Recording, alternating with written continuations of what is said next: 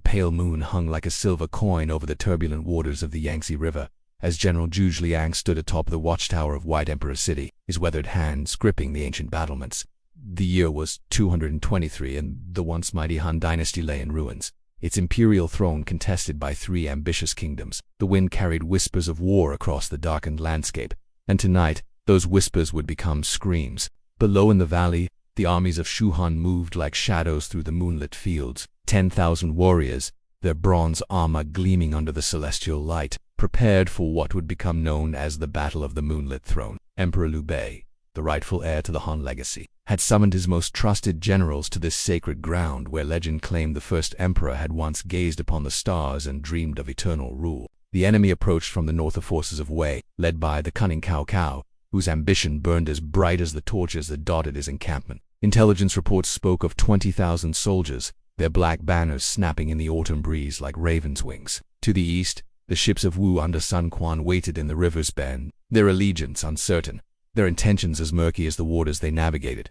As referenced in historical accounts from the chronicles of the Three Kingdoms, this period marked one of the most tumultuous chapters in Chinese history, when the collapse of centralized power led to decades of warfare between rival claimants to the imperial throne.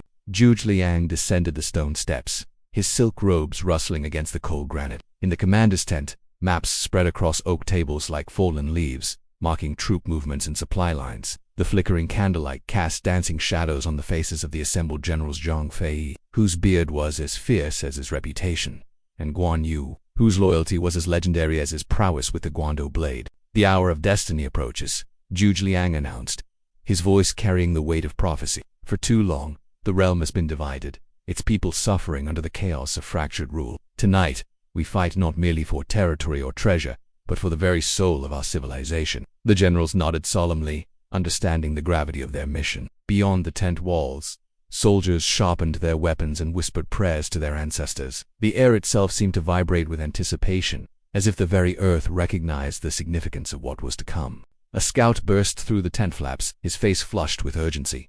"My lord, the Wei forces have begun their advance. Their cavalry moves like thunder across the northern plains." The news sent ripples of tension through the assembled commanders, yet Zhuge Liang remained calm, his strategic mind already calculating the possibilities. "Then let thunder meet lightning," he replied, his eyes gleaming with determination. "Signal the troops. The battle for the Moonlit Throne begins now." The earth trembled beneath the hooves of 10,000 horses as the Wei cavalry charged across the moonlit plains, their war cries echoing through the valley like the howls of ancient spirits. General Shahudan led the vanguard, his scarred face twisted with grim determination as he raised his spear toward the distant lights of the Shuhan encampment. Behind him, the black banners of Wei rippled in the wind, each one bearing the weight of Cao Cao's imperial ambitions. At the center of the battlefield, the two armies met with a clash that shook the very foundations of the earth. Bronze met bronze in a symphony of warfare, as shields splintered and swords sang their deadly song. The moonlight transformed the scene into something from legend: warriors locked in mortal combat, their shadows dancing across the blood-soaked ground like spirits of the ancient past. Zhang Fei, the fierce general of Shu, wielded his serpent spear with devastating effect, carving through the Wei ranks like a typhoon through bamboo. His voice boomed across the battlefield, rallying his troops with cries of "for the rightful emperor, for the restoration of the Han." Each thrust of his weapon claimed another enemy life, each battle cry inspiring his soldiers to greater feats of valor. Meanwhile, on the eastern flank, the forces of Wu observed the carnage with calculating eyes. Sun Quan, the young lord of the southeastern kingdom, had positioned his troops strategically, waiting for the perfect moment to strike. His generals urged him to action, but the wise ruler understood that patience was often the greatest weapon in a commander's arsenal. The battle raged for hours, neither side able to gain a decisive advantage. Cao Cao's forces pressed forward with disciplined precision, their formation moving like a great iron serpent across the battlefield. Yet the defenders of Shuhan fought with the desperation of men defending their homeland, their courage fueled by the righteousness of their cause. As dawn approached, Zhuge Liang observed the conflict from his command post, his keen intellect analyzing every movement, every shift in the tide of battle. He noticed the Wei forces beginning to tire, their initial momentum waning as the night wore on. This was the moment he had been waiting for, the perfect opportunity to deploy his secret weapon. Hidden in the mountain passes above the battlefield, 3,000 fresh troops awaited his signal. These were the elite soldiers of the Shuhan army, handpicked warriors who had trained for months in anticipation of this moment. At Zhuge Liang's command, they would descend upon the enemy like wolves upon sheep, turning the tide of battle in a single, decisive stroke. The signal came as the first rays of sunlight pierced the morning mista, red banner raised high above the watchtower, visible even through the smoke and chaos of combat. The hidden warriors poured down from the mountainside, their battle cries echoing off the canyon walls as they struck the wave forces from behind. Caught between two armies, Cao Cao's troops began to falter. The disciplined formation that had served them so well throughout the night began to crack under the pressure of the surprise attack. Panic spread through their ranks like wildfire, as soldiers found themselves fighting enemies on multiple fronts. The surprise assault from the mountain passes transformed the battlefield into a cauldron of chaos. Cao Cao's once disciplined formations crumbled as the fresh Shuhan reinforcements carved through their exhausted ranks. The Wei General Shahu Dun, blood streaming from a gash across his forehead, rallied his personal guard in a desperate attempt to maintain order, but the tide of battle had shifted irrevocably. From his position atop White Emperor City, Zhu Liang watched the unfolding drama with the eye of a master strategist. The moonlight had given way to the pale gold of dawn, and in that ethereal light, he could see the precise moment when Cao Cao's army began to break. It was like watching a dam burst, first a trickle of retreating soldiers, then a flood of men fleeing toward the northern hills. But victory was not yet assured. Sun Quan of Wu had finally committed his forces to the battle, though his intentions remained unclear. The Wu Navy launched their ships from the river's bend, their bronze-tipped arrows darkening the sky like a cloud of locusts. Were they coming to aid the crumbling Wei forces, or did they seek to claim victory for themselves in the confusion? Guan Yu, the legendary warrior with the magnificent beard, led a cavalry charge against the Wu landing forces. His Guando blade, said to be as sharp as the edge of winter itself, cleaved through enemy shields as if they were made of paper. The Wu soldiers, caught between the river and the charging horses, found themselves in an impossible position. Retreat meant drowning, advance meant death. The battle reached its crescendo as the three armies converged in the valley's heart. The morning sun cast long shadows across the field, and in those shadows, the fate of empires hung in the balance. Cao Cao himself appeared on the battlefield, his imperial robe stained with mud and blood, desperately trying to rally his retreating forces. "Stand firm," he commanded, his voice carrying across the chaos. "We are the rightful heirs to the Han throne. Let no man say we fled like cowards." His words had some effect, and most loyal of his troops formed a defensive circle around their leader, their shields locked together like the scales of some great dragon. But Zhu Liang had anticipated this moment. He had studied his enemy's character for years, understanding that Cao Cao's pride would never allow him to retreat while his personal honor remained intact. The master strategist had prepared one final gambit, a duel of champions that would settle the matter once and for all. Liu Bei, the emperor of Shuhan, rode onto the battlefield accompanied by his sworn brothers. The sight of the rightful heir to the Han throne stirred something primal in the hearts of all who witnessed it. Here was a man who claimed, not through conquest but through blood, not through ambition but through destiny. The challenge was issued in the ancient Wei horn, blown 3 times, its mournful note echoing across the field. By the laws of honor that governed warfare in that age, Cao Cao could not refuse without losing face before his own troops. The fate of the 3 kingdoms would be decided not by the clash of armies, but by single combat between the 2 claimants to the throne. As the combatants prepared for their duel,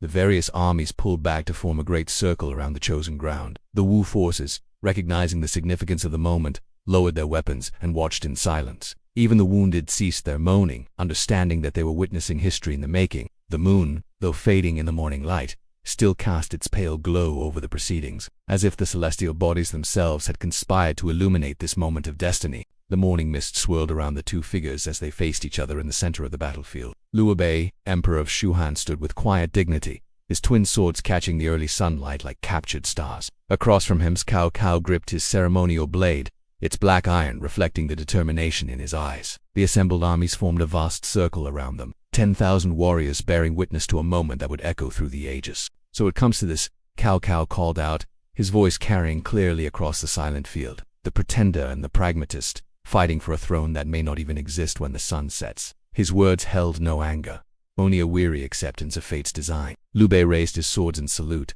the ancient gesture of respect between honorable enemies. "I fight not for a throne, but for the people who have suffered under division. The Han Dynasty may have fallen, but its spirit lives on in those who remember what unity once meant." The duel began without ceremony, as the 2 leaders circled each other like wolves. Their first exchange was tentative, each testing the other's skill and resolve. Steel rang against steel, the sound sharp and clear in the morning air. Liu Bei's twin blades moved like flowing water, while Cao Cao's heavier sword struck with the force of thunder. Around them, the watching armies held their breath. This was more than a battle between 2 men, it was a clash between different visions of what the realm could become. Cao Cao represented order through strength, the iron fist that could forge unity from chaos. Liu Bei embodied the old ways, the righteous path that honored tradition and virtue above The combat intensified as both warriors found their rhythm. Liu Bei's speed and agility allowed him to land several glancing blows, while Cao Cao's power and experience kept him in the fight. Their feet traced patterns in the dust, a deadly dance choreographed by years of military training and the weight of destiny.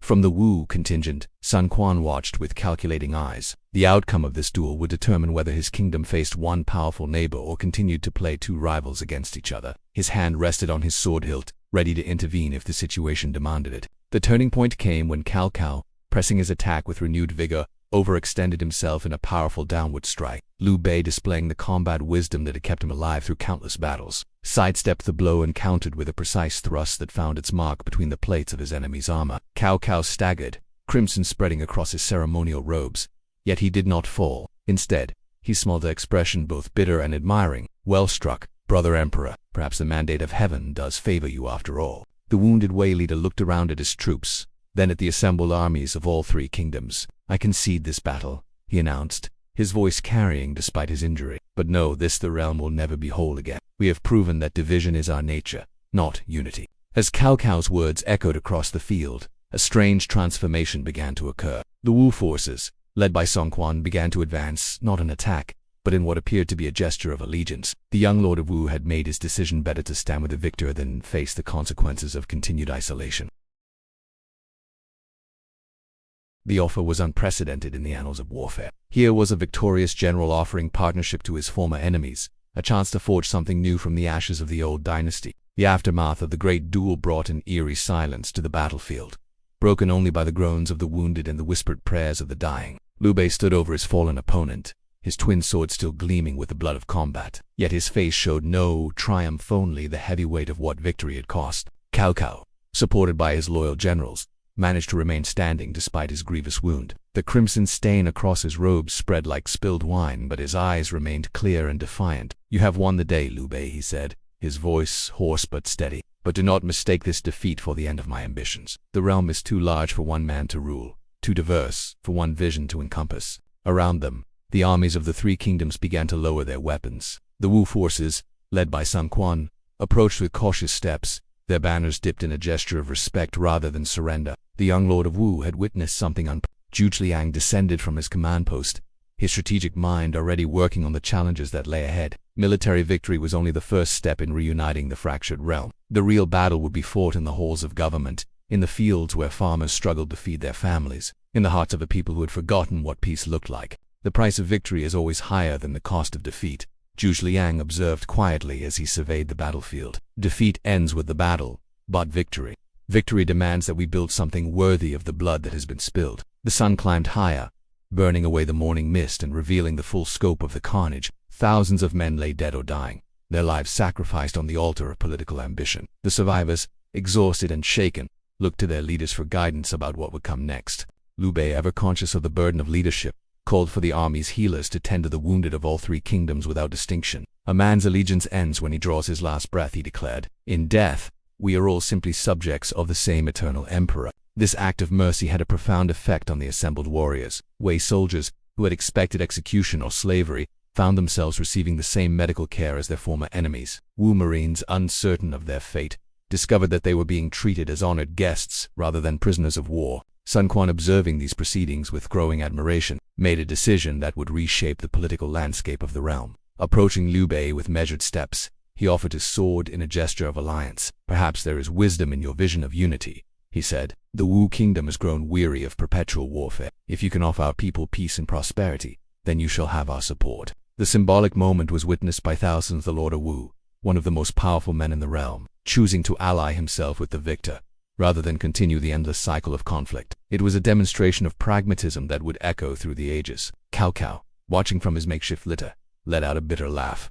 "So it ends," he muttered, "not with the clash of armies or the fall of dynasties, but with a handshake between erstwhile enemies. Perhaps there is poetry in that." As the day wore on, the practical matters of managing the aftermath began to assert themselves. Supply lines needed to be established, wounded soldiers required transport, and the delicate negotiations for a lasting peace had to begin. The battle for the Moonlit throne had been won, but the war for the hearts and minds of the people was just beginning. 7 days after the battle, the ancient city of Chengdu became the unlikely capital of a transformed realm. The Great Hall, which had once hosted the court of the Shuhan kingdom, now welcomed delegations from all three former kingdoms. Liu Bei, no longer merely an emperor but now the architect of a new form of governance, sat not upon a throne but at a round table where his former enemies had become reluctant allies. The negotiations were unlike anything the realm had witnessed before. Instead of the traditional victor's terms imposed upon the defeated, Liu Bei proposed a revolutionary concept, a confederation of states, each maintaining its cultural identity while contributing to the greater good of the unified realm. Cao Cao,